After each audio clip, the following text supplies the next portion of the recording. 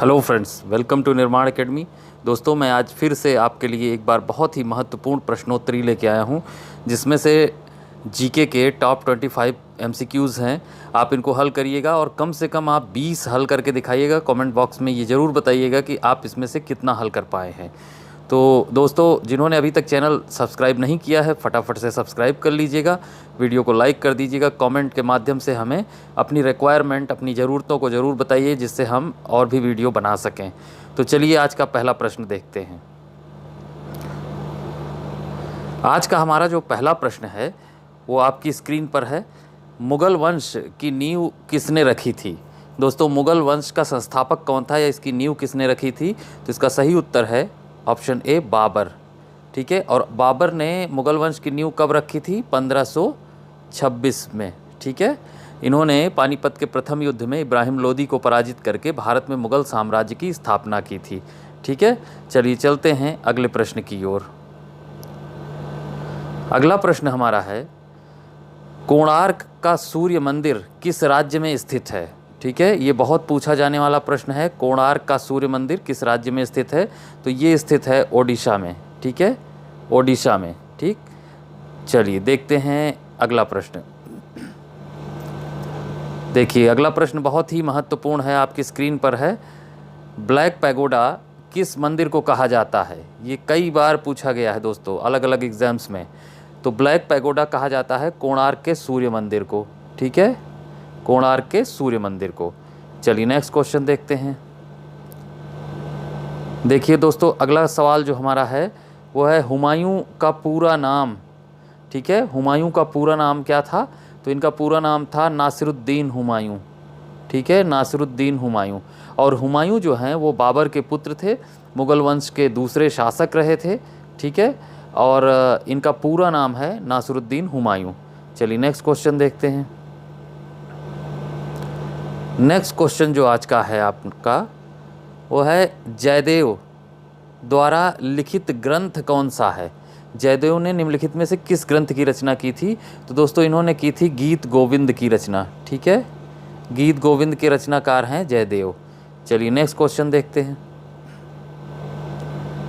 Next question आज का है, शहजादियों में से किसने प्रसिद्ध पुस्तक हुमायूं नामा लिखी थी? यानी हुमायूं नामा की रचनाकार कौन सी शहजादी थी? तो हुमायूं नामा की रचना की है गुलबदन बेगम ने। ठीक है, गुलबदन बेगम जो हैं इन्होंने की है हुमायूं नामा की रचना। और गुलबदन बेगम हैं कौन? ये बाबर की पुत्री हैं और हुमायूं की बहन हैं। चलिए नेक्स्ट क्वेश्चन देखते हैं। देखिए, बहुत ही महत्वपूर्ण प्रश्न है, कई बार पूछा गया है अलग अलग एग्जाम्स में। मालगुडी डेज के रचनाकार कौन हैं? तो मालगुडी डेज के रचनाकार हैं आर के नारायण ने रचना की थी मालगुडी डेज की। ठीक है, चलिए नेक्स्ट क्वेश्चन देखते हैं। देखिए, नेक्स्ट क्वेश्चन जो है ये मौर्य काल से संबंधित है। अर्थशास्त्र पुस्तक के लेखक कौन थे? अर्थशास्त्र पुस्तक के लेखक थे चाणक्य। ठीक है, और अर्थशास्त्र जो है इसमें राजनीति के सिद्धांत वर्णित हैं, यानी शासन किस प्रकार से किया जाता है, तो शासन के सिद्धांतों से वर्णित हैं। आप कई बार कंफ्यूज हो जाते हैं कि ये कहीं अर्थशास्त्र से संबंधित पुस्तक तो नहीं है, लेकिन ऐसा नहीं है। इसमें राजनीति के सिद्धांतों का वर्णन है और चाणक्य इसके लेखक हैं, जिनको विष्णुगुप्त भी कहा जाता था या कौटिल्य भी कहा जाता था, और ये चंद्रगुप्त मौर्य के प्रधानमंत्री थे। चलिए नेक्स्ट क्वेश्चन देखते हैं। नेक्स्ट क्वेश्चन आज का है आपका, बाबर का पूरा नाम क्या था? तो बाबर का पूरा नाम था जहीरुद्दीन मोहम्मद बाबर। ठीक है, जहीरुद्दीन मोहम्मद बाबर के नाम से ये गद्दी पर बैठे थे बाबर। ठीक है, तो ये हैं, और ये मुग़ल साम्राज्य के संस्थापक भी रहे 1526 में। अभी मैंने आपको बताया कि पानीपत के प्रथम युद्ध में इन्होंने इब्राहिम लोदी को पराजित किया और भारत में मुग़ल साम्राज्य की स्थापना की थी। चलिए नेक्स्ट क्वेश्चन देखते हैं। देखिए, बहुत ही इम्पॉर्टेंट क्वेश्चन है, बाबर का मकबरा कहाँ पर स्थित है? तो दोस्तों, इसके विषय में मैं आपको बताता हूँ कि बाबर का मकबरा काबुल, अफ़गानिस्तान में स्थित है। जब बाबर की मृत्यु हुई थी तो इनको आगरा में दफनाया गया था। कहाँ? आगरा में दफनाया गया था। आगरा के आराम बाग में, जिसको नूर अफ़गान भी कहा जाता है। लेकिन बाद में इनकी इच्छानुसार इन्होंने पहले से ही कहा था कि इन्हें काबुल में दफनाया जाए, इसलिए इनकी कब्र को फिर से निकाला गया, इनकी लाश को, और वो ले जाके इनको काबुल में दफना दिया गया, अफ़गानिस्तान में, जहां इनका मकबरा है। दोस्तों एक बार मैं और आपको बताता हूं कि अगर आपको मुग़ल साम्राज्य के जितने भी शासक हैं उनके मकबरों से प्रश्न ज़रूर आता है, तो अगर आपको इस पर कोई वीडियो चाहिए तो आप कमेंट बॉक्स में ज़रूर दीजिएगा, मैं इस पर आपके लिए वीडियो बना दूँगा। लेकिन आप अपना कमेंट ज़रूर दीजिएगा कि आपको ये वीडियो चाहिए या नहीं। चलिए नेक्स्ट क्वेश्चन देखते हैं।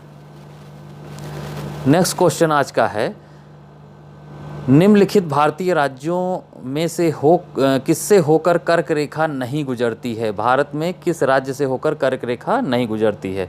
तो आपको पहले यहाँ मैं बता दूँ कि भारत के 8 राज्यों से होकर कर्क रेखा गुजरती है, ठीक है। और ये 8 राज्य कौन हैं? गुजरात, राजस्थान, मध्य प्रदेश, छत्तीसगढ़, झारखंड, पश्चिम बंगाल, त्रिपुरा और मिजोरम। तो दोस्तों इसमें आप ऑप्शन में देखेंगे तो उत्तर प्रदेश से होकर कर्क रेखा नहीं गुजरती है। इसको आप ज़रूर याद रखिएगा, इसको बिल्कुल ध्यान से देख लीजिएगा मैप पे। तो उत्तर प्रदेश से होकर नहीं गुजरती, बाकी तीनों राज्यों से होकर गुजरती है। चलिए नेक्स्ट क्वेश्चन देखते हैं। नेक्स्ट क्वेश्चन आपका है, हैदराबाद किस नदी के किनारे स्थित है? बहुत ही इंपॉर्टेंट क्वेश्चन है। तो हैदराबाद स्थित है मूसी नदी के किनारे, मूसी नदी के किनारे स्थित है हैदराबाद, ठीक है। चलिए नेक्स्ट क्वेश्चन देखते हैं। देखिए अगला प्रश्न भी इम्पॉर्टेंट है आपके लिए बहुत ही ज़्यादा। अहमदाबाद किस नदी के किनारे बसा हुआ है? अहमदाबाद बसा हुआ है साबरमती नदी के किनारे, ठीक है। अहमदाबाद कहाँ बसा है? साबरमती नदी के किनारे। चलिए नेक्स्ट क्वेश्चन देखते हैं।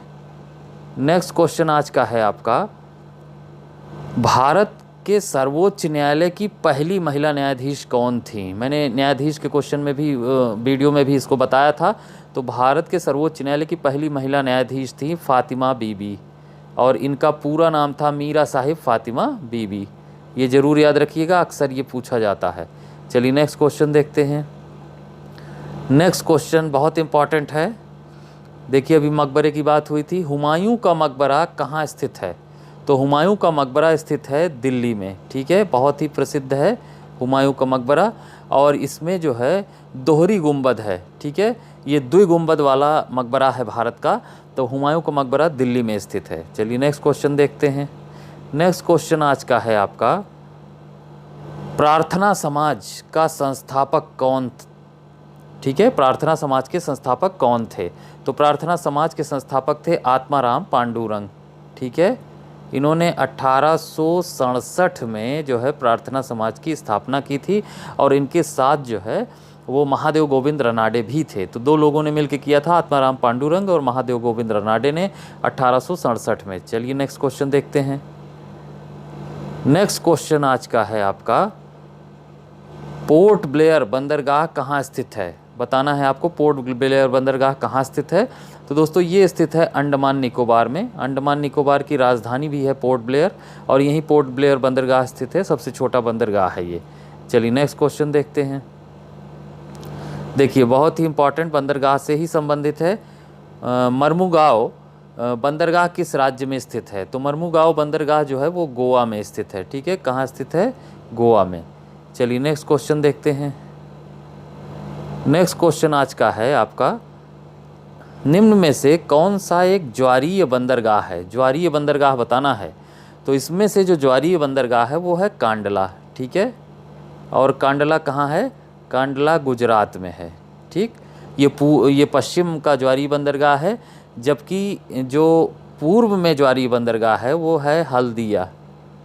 हल्दिया जो है ये पश्चिम बंगाल में है, ये भी ज्वारीय बंदरगाह है।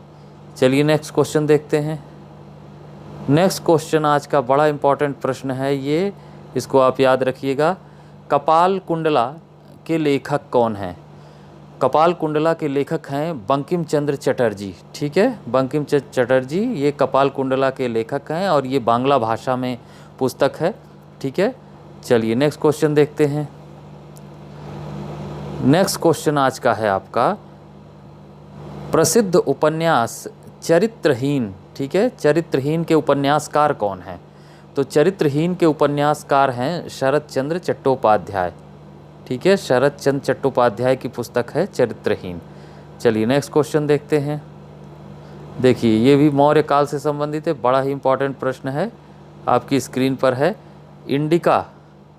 इंडिका के लेखक कौन हैं? इंडिका के लेखक थे मेगस्थनीज। ठीक है, कौन है?